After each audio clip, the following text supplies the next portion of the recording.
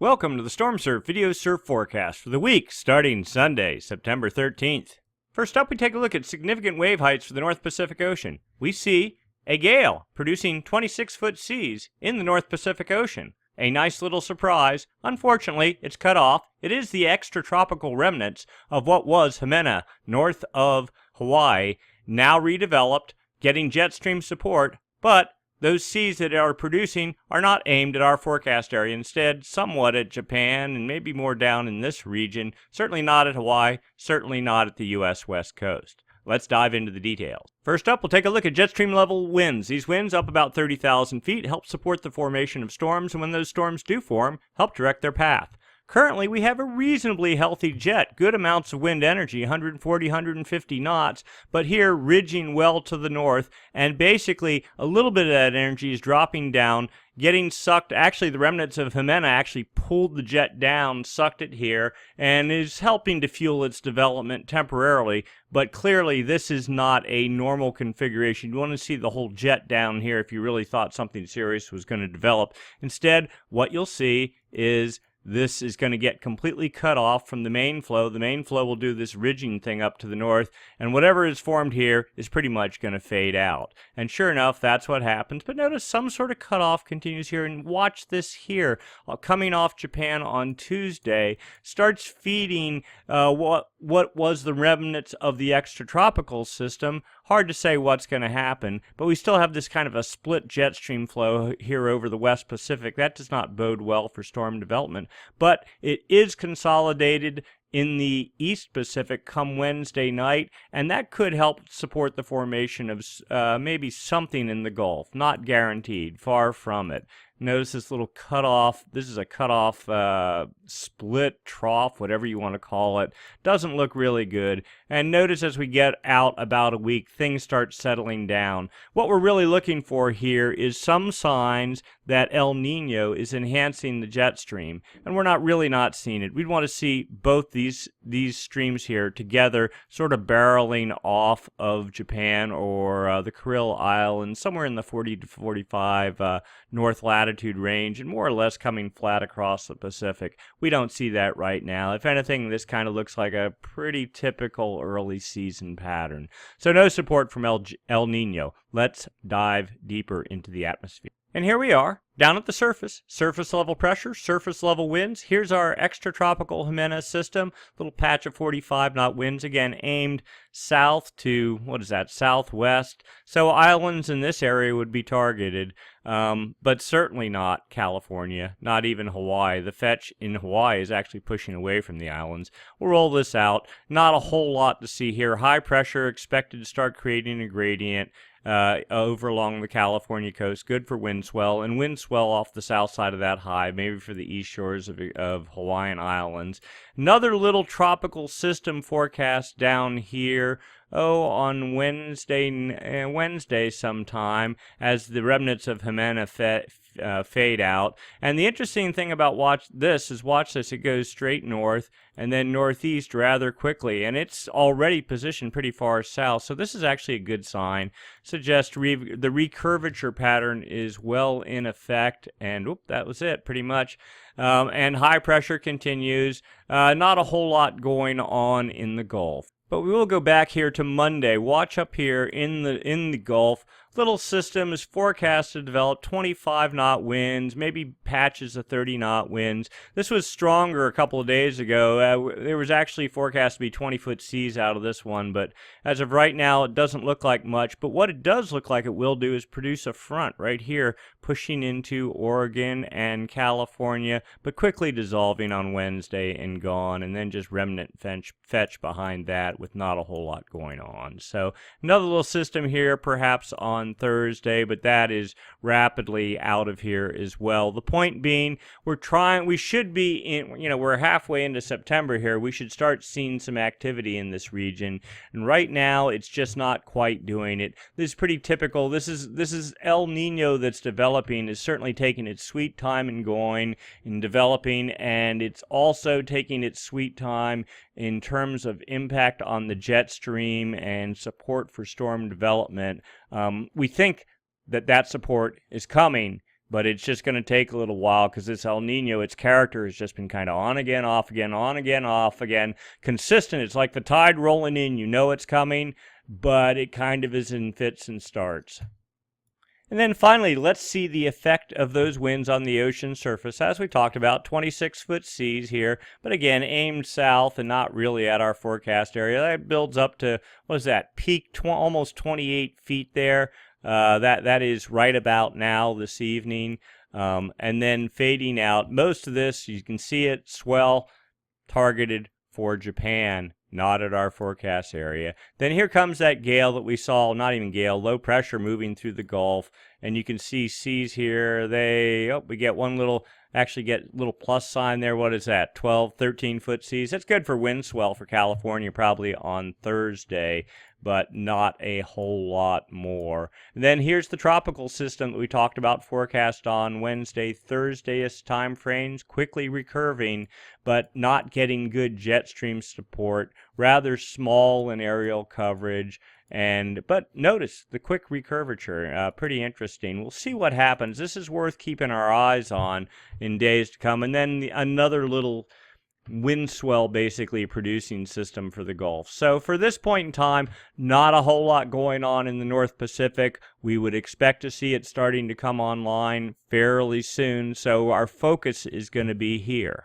We're just going to take a real quick excursion here of the southern hemi, going back in time till Saturday, like 24 hours ago. Little system pushed under New Zealand. Here you go. 30-foot seas. I think it got a little bit more, maybe 31-foot seas or so, and then quickly faded. This is good for swell, certainly for Tahiti and Hawaii, and probably the U.S. West Coast, but because the system is relatively small, relatively short-lived, and the seas were not very high, not a whole lot is expected from that. And here we are, current time now, remnants of that system fading out, but then our forecast to redevelop east of New Zealand on Monday. Tiny little area, 30-foot seas, maybe good for just some more energy adding to the swell that's already in the water from when it was generated back here. And then that's gone. And then what happens after that is little baby systems push under New Zealand, but just never get traction. The issue being the jet stream is just way over Antarctic ice and just not getting any footing until later in the period. There's some suggestions that something could try to form down in here, but it's been on and off again on the models and not really believable. The point being, the southern hemi is starting to shut down, and the focus is the North Pacific. We're looking for something to happen. We're not seeing a whole lot yet. It's really, the focus becomes El Nino. Everything's about El Nino. When's it going to start doing its thing, really digging deep in the atmosphere? And we're going to get into that in a minute. The short of it is there's piles of data that suggests El Nino is very strong and building even more so, and is well coupled in with the atmosphere. So one would expect, if all that is true, to see the jet stream wake up and start raging, but it hasn't done it quite yet. So let's get into it and talk about El Nino. We're going to break this down into three sections. The first section being the West Pacific winds blowing on the ocean surface help generate Kelvin waves. And then we'll go subsurface, look at what's going on Kelvin wave-wise. And those Kelvin waves, when they erupt over the Galapagos and in that area, help create a warm pool in the Galapagos area that advex west. And that warm ocean surface water, all way off to the east, is what helps influence, or actually influences, the atmosphere, gooses up the jet stream in the winter months, and then helps promote storm development in the North Pacific Ocean. So, looking at winds, actual, just not anomalies, actual winds, we see westerly winds, but the main Kelvin wave generation area, that area where if you have westerly winds blowing, it actually will create a Kelvin wave. These winds are not in the Kelvin wave generation area. There's some effects down to maybe 4 or 5 degree north here, both here and over in this area, and it is this area in the red box that we're really looking at. So maybe there will be some warm water movement, but the other part to note here is there's basically no wind going on. And actually, look at that. There is some west winds happening. Oh, no, those are east winds, sorry. Basically, it's pretty much a neutral pattern right here. Maybe westerly anomalies. The further off to the east you get, the stronger those anomalies get. So here's another way to look at it. Here is just 10 north, 10 south in the Kelvin wave generation area, mainly over in from 170. That's 170 to about 135. That's the previous chart. But then this goes the whole way over almost to the Galapagos. You can see actual westerly winds, those winds we were talking about north of the equator. And a little bit down in here, but nothing, mainly trades. It's the anomalies that we're looking at, though. It's just a slackening of winds, and this is the anomalies. Differences in normal for this time of year, and we're just looking at winds. The arrows are the winds. We see clearly defined westerly anomalies, even down at the equator, and north of the equator to 5 north, so right there, going the whole way to, there's one right there, almost to about 130 or so, 135 west, so a rather large area of westerly anomalies. And all it takes is anomalies to start pushing warm water to depth and help to form a Kelvin wave.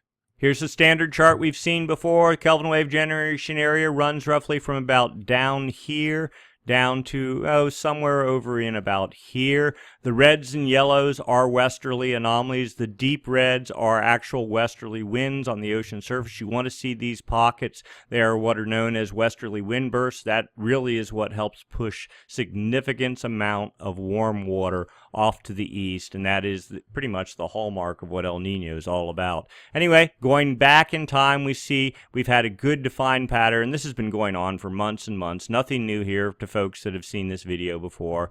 And the forecast for the next week is basically more of the same. There's 150, so, actually a pretty good little westerly wind event here in the next day or two, but basically just a continuation of the same old thing. That is not a bad thing. It's not over the top or anything, but what this is really about is talking to the strength of what they call the El Nino base state. This is just El Nino doing this. The MJO is not having any effect. Rossby waves, for the most part, no. This is just El Nino. It's taken over. It's what they call a mature El Nino. It's affecting the atmosphere already, just generating its own westerly anomalies and continuing the warm water pump, pushing water into basically a large subsurface warm reservoir. Here's another view, exact same thing, only with MJO and equatorial Rossby waves overlaid on top. Here is the big push of the MJO, the black lines, indicative of an active phase of the MJO in the late June, early July time frame. This made a huge Kelvin wave that is currently starting to erupt in the Galapagos area. We'll get into that in a minute. Since then, there's been these pushes. The reds are equatorial Rossby waves, and you can see pretty much whenever you get one, you get another little patch of enhanced westerly winds. And then here we go into the forecast, a little bit of a Rossby wave forecast in this region, maybe goosing things up a little bit. And then, according to this model, towards the end of September, we work our way into some sort of a weak MJO state. That is definitely debatable. The thing being, when El Nino gets going, the MJO basically falls asleep, and we suspect maybe even Rossby waves for that matter too. It doesn't matter. Westerly winds are all we care about to continue the warm water pump, and El Nino, especially a strong one, provides plenty of that. And here we go. We've seen this chart before too, but the scale is reversed. Here is history here. Here's the big westerly wind burst in June, July. Additional weaker westerly wind bursts. The yellows are westerly anomalies. Here's current, and here's the forecast. And this goes out 3 months. Don't know how much you want to believe that. But as you can clearly see, a good solid westerly wind burst, or not, solid bit of westerly anomalies forecast in the late September, October time frame, building into October and November, attributable to, well, here we go. Here's that little projected MJO phase. Now another little pulse is projected there. We don't really know how believable any of that is. Notice these are easterly anomalies here over, we're talking Japan, the Philippines area, and they're pretty much locked in position, and that's typical of El Nino. Easterly anomalies in the far west Pacific, in the middle Pacific, westerly anomalies. And notice, if you look here, you can actually see the westerly anomalies starting to move off to the east east towards the December time frame. Let's add in Rossby waves here, and things get very busy. But you can see a little bit of interaction. Here's the current one we're in, another one here. And, you know, maybe this is believable, maybe not. But the general picture is westerly anomalies to prevail and building sometime in the October, November time frame. We very much want to see that, because the more stronger the westerlies get, then the greater the odds for tropical development, and the more tropical development, the greater odds for those systems to recurve, go extratropical, pushed over the dateline into the Gulf of Alaska, and generate solid long period swell for Hawaii and the U.S. West Coast. And then, just out of habit, we're going to do this just for fun anyway, MJO, looking for signs of the MJO. Basically, if the forecast here is near the circle, that's next to no activity. Maybe a little bit of something projected 2 weeks out in the far west Pacific. We don't buy any of it. There's another chart here that shows outgoing long wave radiation. This actually shows the setup better. The inactive phase of the MJO, that's more sunlight reflectivity north of Australia. That's consistent with high pressure being in this area, with lack of clouds. And then what you don't see is more precipitation. Really, we would expect to see some blue locked right in here, and that would be what one could call the active phase of the MJO. But notice, it's just locked, nothing moving. This chart even less, dead MJO forecast, and that's exactly what one would want to see if a mature El Nino were in play. So let's go subsurface next. What's the effect of westerly winds? Here we go. So this is the West Pacific here, East Pacific here, on the equator, 2 degrees either side of the equator, and a profile looking at depth of water temperatures.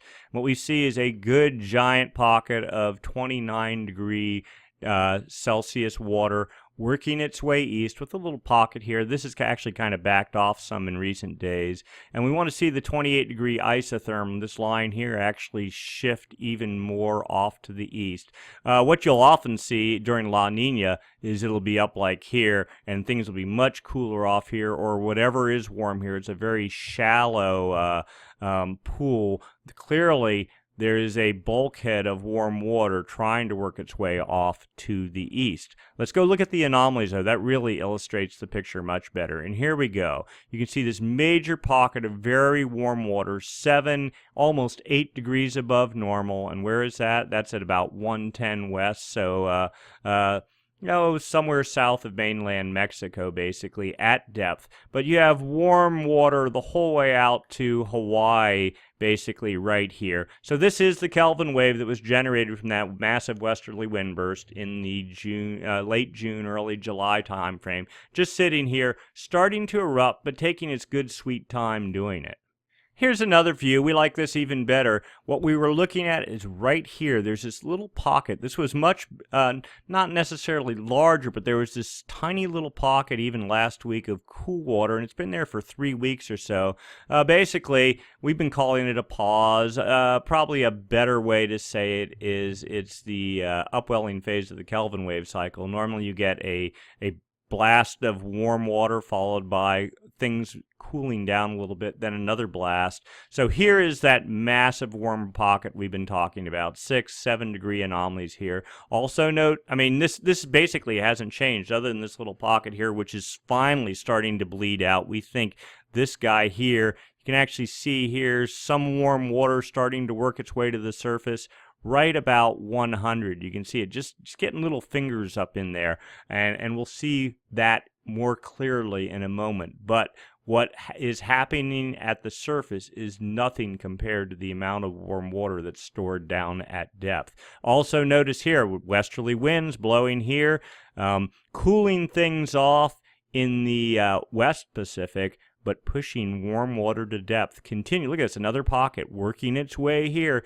feeding into this massive reservoir. So it's not just one westerly wind burst that did this. Yes, that helped create the core of it, but then there's just been nonstop westerly winds for months now. And classic El Nino, nothing more to say. Just building this reservoir, and at some point, it's all going to start surging to the surface.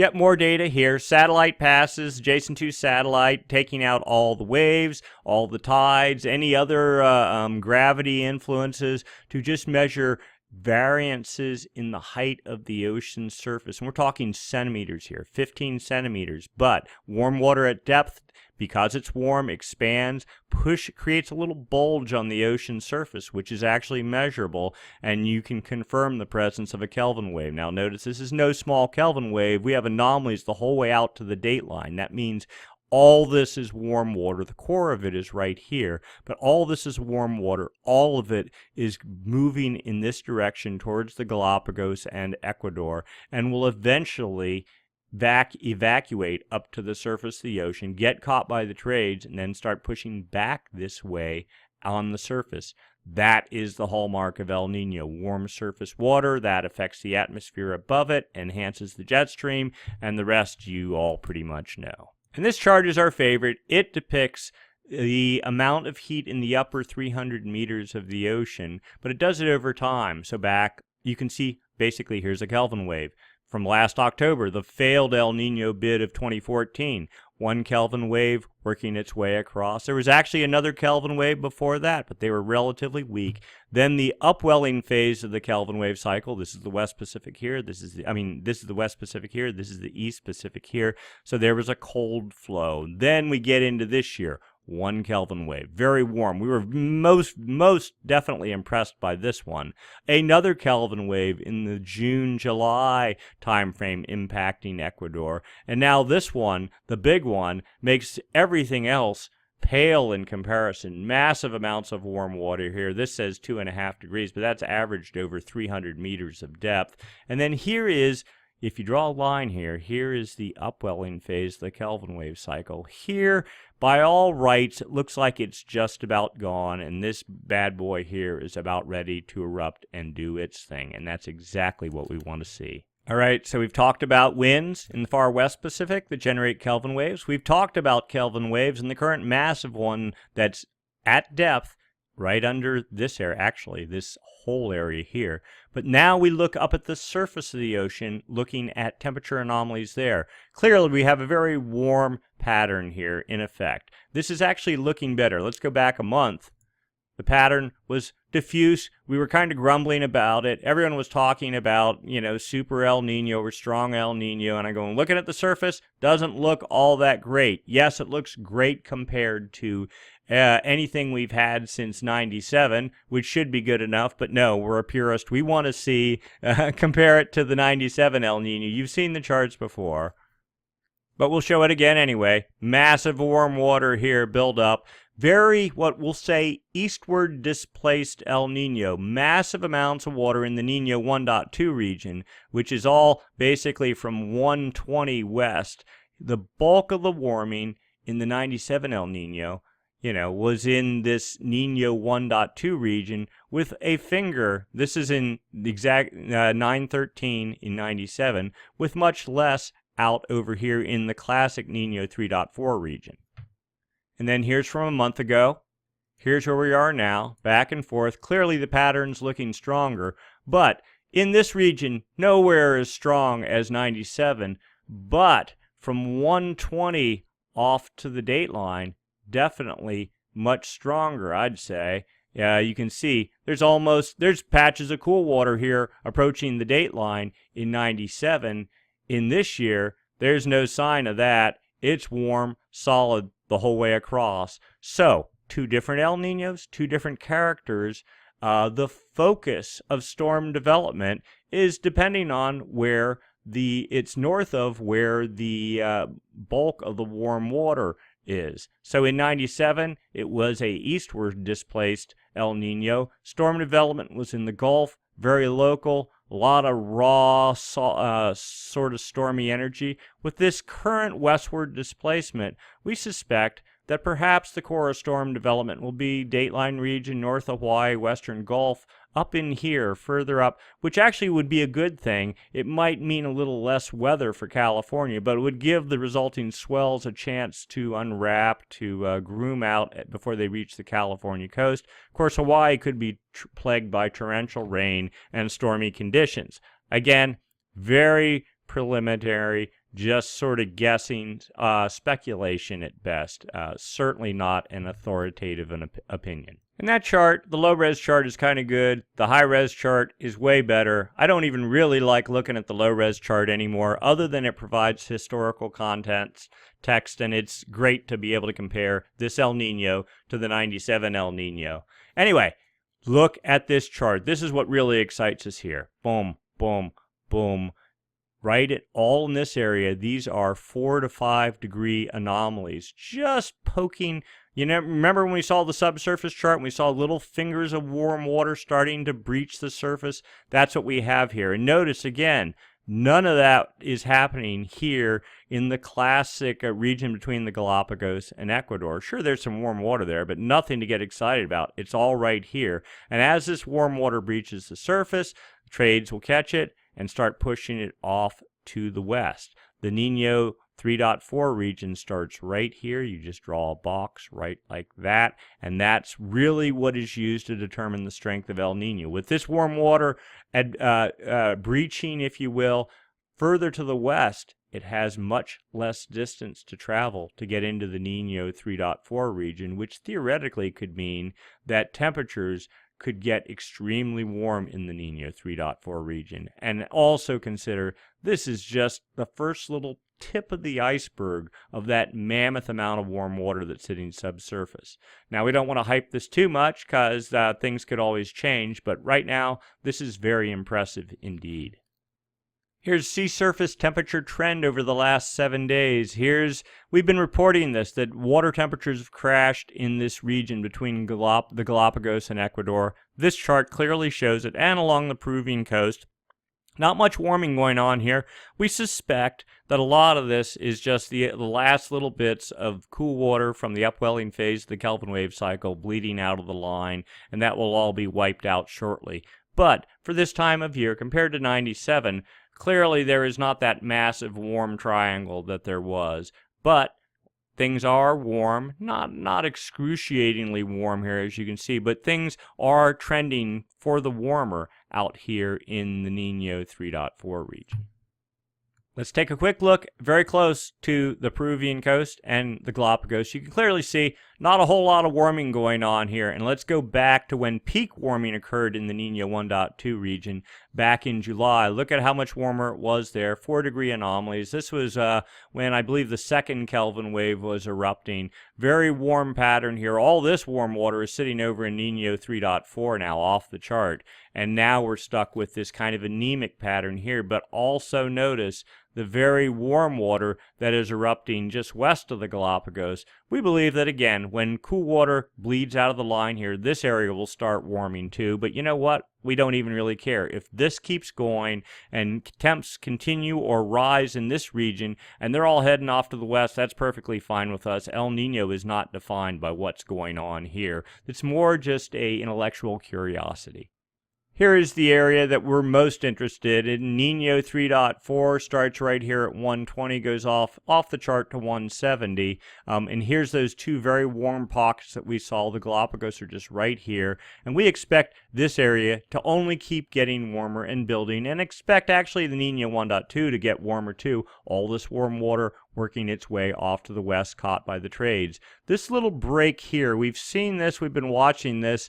It was actually at one point solid 2.5 degree or 2.25 degree anomalies here. This little hole has been generated or evolved, if you will. It's no big deal. But when we get into looking at the Nino 3.4 region, you'll see the temperatures have actually dipped a little. We think that's why, because of weakness here. That is not, again, something we're very concerned with. With all this warm water erupting here, it's going to end up over here soon enough.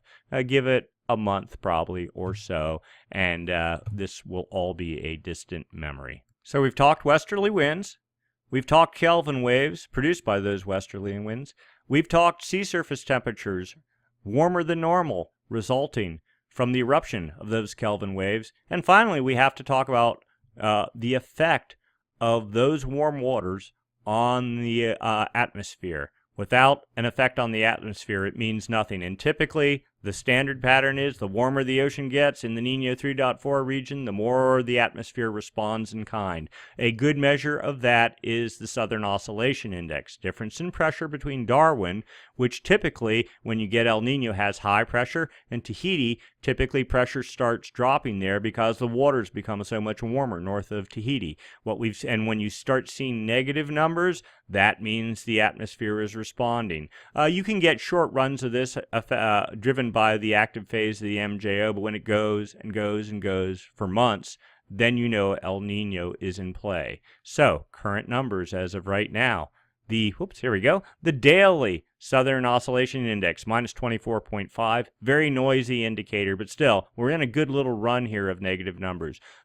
A better measure, the 30-day running average, minus 16.28. We were down in the minus 20s at one point about a month ago. So this is actually a little weaker than what it was. But the 90-day running average, and we've been talking about this for quite a while, when it gets down to minus 18, we use that as our benchmark to say you have a very mature and strong El Nino in play. And currently, here we are at minus 17.79, probably within a couple of days of getting to the minus 18 index mark. That would be a significant achievement, something that we're looking forward to seeing. Anyway, the overall pattern looking very good. And here's a way to graphically look at the 30-day, that middle Southern Oscillation number that we were looking at. Clearly, the pattern has been since the beginning of 2014. We had our false start El Nino, and much speculation that a super El Nino was developing. It never happened, but now we're into the second year of that same basic El Nino pattern, and the numbers, the Southern Oscillation Index, continues to dive. Here's our minus 17 or so for the 30-day running average, looking very good. We would not be surprised to see this go much deeper in the months ahead. Next up, the ESPI index. This is not measuring pressure. It measures rainfall, which is actually probably a better way or another way to measure it. So typically during El Nino, and you can see here, here's anomalies, rainfall anomalies, very dry pattern here over the West Pacific, very wet pattern over the East Pacific, and they basically block this off, measure the precipitation in the grid squares, come up with a number, index it, and the current index is 2, which is where it's been more or less since we've been following it for a couple of months here. Here's the actual areas that they measure down here. Here is the historical numbers. So a 2, the chart hasn't been updated here, but when you're into a 2, basically you can look back in time here. The only time there's ever been a 2 reached was during the 83 El Nino. Even maybe the 92 just barely, and of course the 97 El Nino blew it up to about a 2.85. We're already in the category of the 82, 83 El Nino and the 97, and we suspect it's only going to get stronger from here. And our favorite index, the multivariable ENSO index, and I think we did this last week, but just to iterate in case you missed it, here's where this is an index of many different variables. It is not just looking at rainfall, it's not just looking at pressure, but it takes 5 or 6 different variables at least, mashes them all in a pot, and comes up with a number. Currently, it's putting our El Nino right now smack in dab between the 82-83 El Nino, which is in the green, and the 97 El Nino, which was in this sort of I guess you call it magenta, and basically squat in between the two of them, putting us on the road towards Super El Nino status.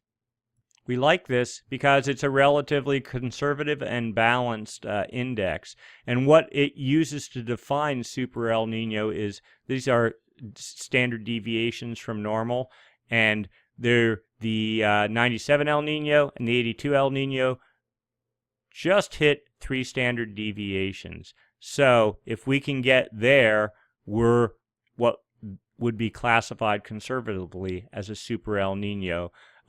We are already past any other El Nino, even at its most mature point. I'm looking here at this brown one. I can't quite, what was that, the 91, 92, and we're already past that. But so what we're in is strong El Nino. When you get to a 2, that's considered a strong El Nino.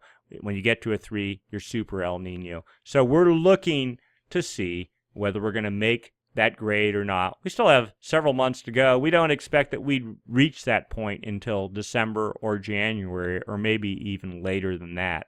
So plenty of room to grow. And again, massive amounts of warm water getting ready to gurgle to the surface, which will only supercharge the existing El Nino situation.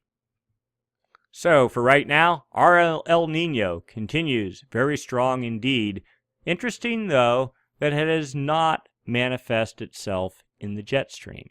The jet stream continues pretty weak looking, and to us, until the jet stream is roaring, then this is all theoretical. So we're not jumping the gun and declaring this is the El Nino to end all Ninos or anything along those lines. We're not even saying it's a super El Nino. We're saying it's a strong El Nino, but we want to see the jet stream wake up. We want to see the North Pacific wake up. And as of right now, it hasn't done that.